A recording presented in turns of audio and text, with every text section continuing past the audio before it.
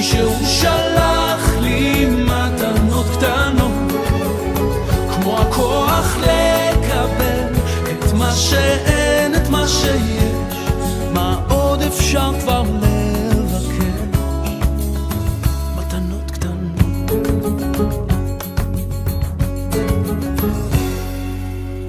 Il est 8h50 sur Studio Kalita, c'est l'heure du mot de la paracha de la semaine et nous sommes en ligne avec le Rav Michael Tobiano. Rav Tobiano, bonjour, Boker Tov.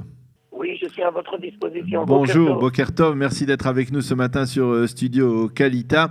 Alors, nous vous avons sollicité en cette veille de Shabbat Hagadol pour parler de la paracha, mais aussi, et on vous laisse libre, bien entendu, de parler de l'approche de la fête de Pessah, puisque ce Shabbat, dans l'ensemble des communautés, des synagogues, eh bien, il y aura des drachot à l'occasion de la fête de Pessah, des drachot qui doivent être dans l'absolu, des drachot d'Halacha. Mais alors, quel est le sujet que vous avez choisi pour nous parler de ce Shabbat tout à fait particulier? Alors d'abord, je vous remercie de votre invitation. Je profite de l'occasion pour souhaiter à tous nos auditeurs une très bonne fête de Pessah. Et comme vous l'avez dit très justement, entre l'eau de Javel et le savon, les nettoyages et les préparatifs, nous allons peut-être ce vendredi faire un petit break et essayer de réfléchir ensemble sur la paracha. C'est vrai, vous avez raison que la fête de Pessah prend la place primordiale, mais je pense que ce serait une erreur de mettre de côté la paracha, surtout que le Chumash Vaïkra, puisque nous l'avons commencé la semaine dernière, nous invite à beaucoup de réflexion, et généralement il est un petit peu déroutant. Et je crois que c'est l'occasion de prendre certains versets et d'essayer de les étudier de manière un peu plus approfondie, en espérant peut-être que nous aurons un jour la chance de les réaliser de manière pratique et pas simplement en théorique. Alors, ce paracha de cette semaine, c'est la paracha de Tzav, et j'ai choisi 2 versets qui se trouvent dans le chapitre 7 et qui s'occupent d'un korban très très particulier qui s'appelle le korban Toda, c'est-à-dire le korban de remerciement. De remerciement, exactement. Alors je vais peut-être vous lire les versets en hébreu avec la traduction en français, et je voudrais m'attarder sur un seul point. Ceci est la règle du sacrifice rémunératoire qu'on offrira à l'Éternel. Ça, c'est un verset d'introduction. Et maintenant, ce qui nous intéresse au chapitre 7, c'est le verset 12 et le verset 13. Si c'est par reconnaissance, im alatoda, c'est-à-dire le korban de reconnaissance, qu'on fait en hommage, on offrira avec cette victime de reconnaissance des gâteaux d'azim, c'est-à-dire nous devrons dans un premier temps amener des chalot, matzot. On remarque tout de suite chalot et matzot, ça ne va pas toujours ensemble. Mais dans la Torah, ça s'appelle chalot matzot. Et les chachamim nous diront qu'on va en amener 10, beloula beshemen, c'est-à-dire qu'ils vont être pétris à l'huile.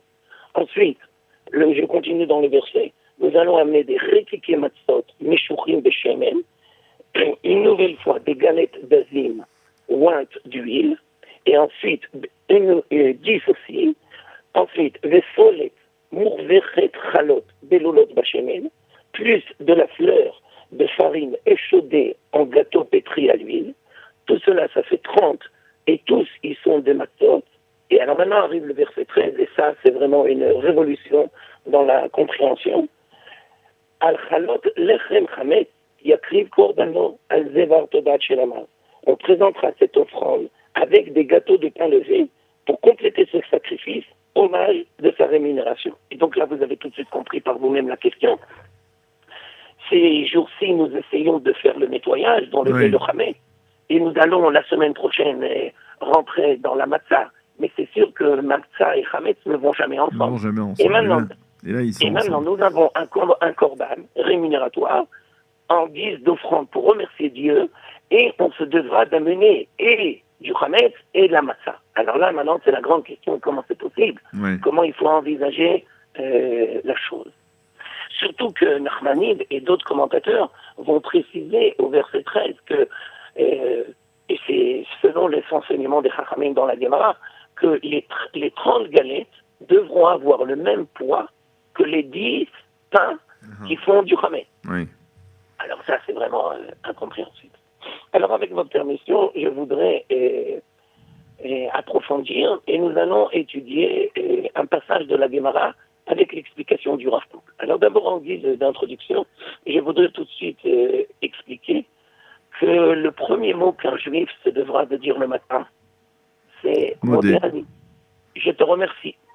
Et le Rav Kook, dans son commentaire sur le Sidour, va tout de suite expliquer que les Chachamim ont bien fait une attention de formuler la phrase « Modé Ani » et pas « Ani Modé ». C'est-à-dire que quand on remercie, c'est l'autre qui est au centre et c'est pas l'homme.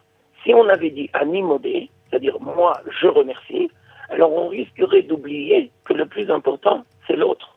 L'autre, ça peut être notre prochain, et l'autre, bien entendu, ça peut être Dieu. Dans ce cas-là, c'est Dieu qui nous redonne la vie.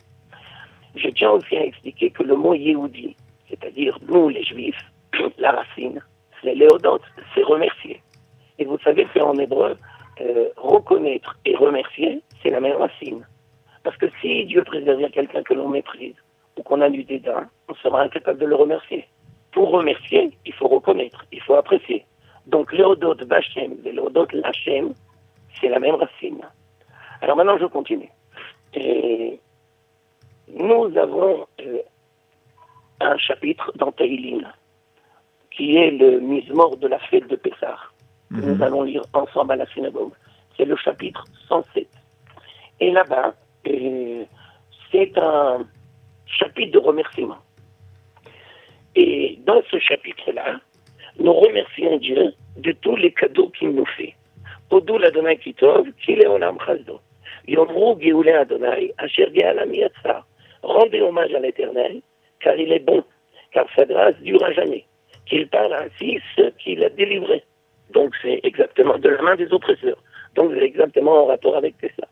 Et là-bas, dans ce long misement, les Chachamim vont nous expliquer que nous avons 4 personnes qui ont été confrontés à des situations très difficiles et qui ont réussi à s'en sortir. Et donc, ils auront forcément l'obligation de remercier. Alors, peut-être je vais les énumérer, les 4. La première, c'est quelqu'un qui a été confronté à une tempête dans la mer. Et bien entendu, quand on est dans la mer, la main de Dieu est très difficile et on ne peut mettre que sa confiance en Dieu, puisqu'on est dans la mer, dans les océans, et on n'a aucune chance de s'en sortir. Si la personne arrive grâce à Dieu, à revenir à bon port, alors elle se devra d'amener un korban toda, elle se devra de remercier Dieu. Le deuxième, c'est les gens qui ont traversé les déserts.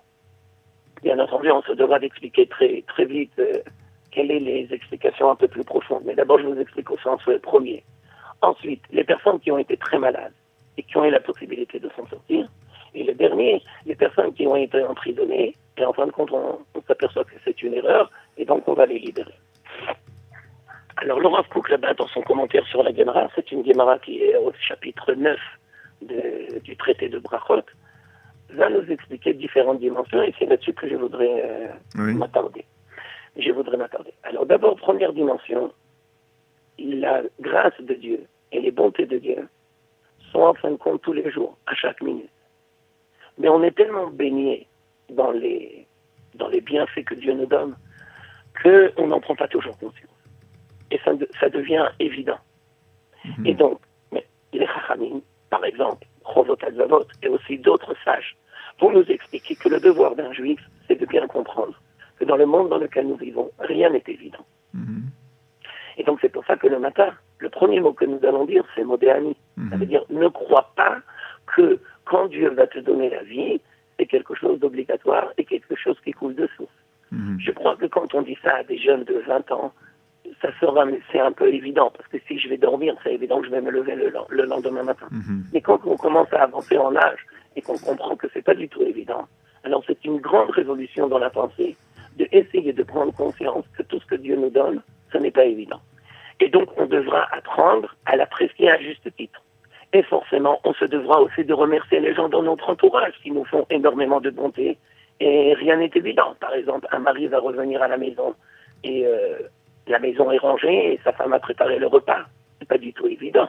Et donc, forcément, il devra faire attention et remarquer toutes les bontés qu'on lui donne et ne pas les accepter comme évidentes. Le Rav Kook continue et va nous dire que très souvent, puisque nous sommes baignés dans un océan de bonté et que nous n'en prenons pas toujours conscience, la solution, ou disons le moyen que Dieu va faire pour nous ouvrir les yeux, c'est qu'il qui veulent nous confronter à des situations qui sont exactement le contraire. Et quand nous allons remarquer que nous avons perdu la grâce divine et la bonté divine, alors nous allons commencer à remercier. Par exemple, si je veux traduire par rapport à la fête de Pessah, ben c'est évident. C'est-à-dire, quand est-ce que l'on va comprendre la liberté beaucoup mieux? Quand on a été esclave. Et donc, le fait que nous allons passer par l'esclavage, le fait que nous allons être confrontés à une situation tellement difficile, va nous faire prendre conscience de la grandeur de la liberté. Je pense qu'on peut dire de manière ouverte aujourd'hui que la création de l'État d'Israël est une bonté divine. Et si nous avions été contraints de rester en exil et d'être confrontés avec toutes les persécutions, je ne sais pas si aujourd'hui on serait là. Et donc si nous avons la possibilité... Oui, comment on revient au matzot et au chametz du Corban? Alors maintenant je continue. Parce que nous devons bientôt terminer. Oui. Alors nous sommes des êtres humains et nous voyons généralement le mal. Et nous avons beaucoup de mal à comprendre et à intégrer comment des fois, à travers le mal, peut sortir des grandes choses. Alors par exemple, les 4 que j'ai mentionnés, qui ont été confrontés à une situation très difficile. Par image, le chametz, c'est-à-dire la situation qui n'est pas normale, les forces du mal, la tempête, les grandes maladies, tout ça c'est en rapport avec le chametz. Alors, quand ils vont avoir la possibilité de s'en sortir et de voir la grandeur de la main de Dieu, alors ils vont pouvoir être capables d'intégrer que des fois les voies de Dieu sont impénétrables et incompréhensibles, et de même de quelque chose de négatif peut sortir du bien. Si je traduis dans la Haggadah de Pessah, Rabban Gamliel va nous dire, toute personne qui n'a pas vu 3 choses n'a pas accompli la mitzvah. Pessah, Matzah ou Maror. Alors maintenant la grande question c'est, comment on peut mettre le Pessah Matzah, c'est-à-dire la libération, à côté du Maror, esclavage? Comment c'est possible que de 210 ans d'esclavage et il faut s'en rappeler. D'une situation tellement difficile, comment on peut aboutir à Pessah Matzah, c'est-à-dire à une libération tellement grande? Ou bien une autre image, comment de l'obscurité peut sortir la lumière? Alors, vous savez qu'un juif fait la prière de Harvit, on rentre dans l'obscurité, mais c'est le début d'une nouvelle journée. Attendez 2 minutes, on rentre dans l'obscurité. Oui, mais même de l'obscurité peut sortir une grande lumière. Et bien donc le corban rémunératoire en offrande à un remerciement à Dieu, c'est quelqu'un qui a été confronté à une situation très difficile, qui a vu le chametz, c'est-à-dire qui a vu l'obscurité, et qui était persuadé qu'il n'avait aucune chance de s'en sortir. Il a vu la bonté divine et il a la possibilité maintenant de le remercier. Donc la compréhension de la bonté divine sera beaucoup plus grande après qu'on a été confronté à une histoire tellement difficile. Alors le psaume de Télim parle au niveau individuel et la fête de Pessah parle au niveau collectif. Mais je pense en fin de compte que c'est le même enseignement, que nous ayons la possibilité de remercier Dieu aussi bien à titre individuel, aussi bien à titre collectif, de toutes les bontés qu'il nous fait, même si des fois nous sommes confrontés à traverser des situations qui nous semblent impossibles. Eh bien, merci beaucoup, Rav Michael Tobiano, pour cet enseignement, donc qui est lié tout de même, bien entendu. Donc, on le voit non seulement à la paracha de la semaine, la paracha de Tzav, mais également donc à l'approche de la fête de Pessah. Vous avez parfaitement bien fait le lien entre les deux.